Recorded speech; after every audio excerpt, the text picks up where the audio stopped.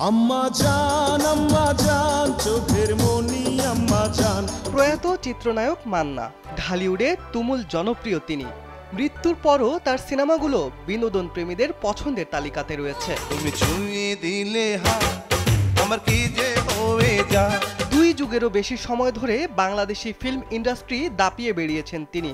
একের পর এক হিট সিনেমা উপহার দিয়েছিলেন গণমানুষের এই নায়ক। স্বামী আর স্ত্রী বানায় যে স্ত্রী। জনপ্রিয়তার তুঙ্গে থাকা অবস্থায় 2008 সালের 17 ফেব্রুয়ারি না ফেরার দেশে পাড়ি জমান তিনি। মাত্র 44 বছর বয়সে জীবন অবসান হয় তার। পৃথিবীটা মানুষেরই দুই দিনেরই এক যে।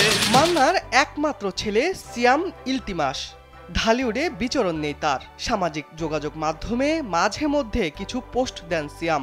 রোববার মা দিবসে মা বাবার বিষয়ে একটি পোস্ট দিয়েছেন তিনি।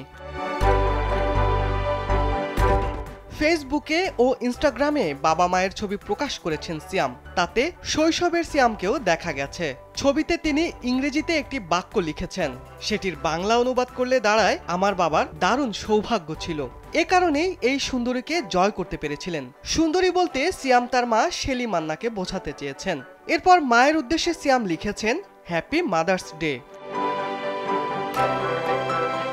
1984 সালে নতুন মুখের সন্ধানে প্রতিযোগিতায় অংশগ্রহণ করেছিলেন মান্না।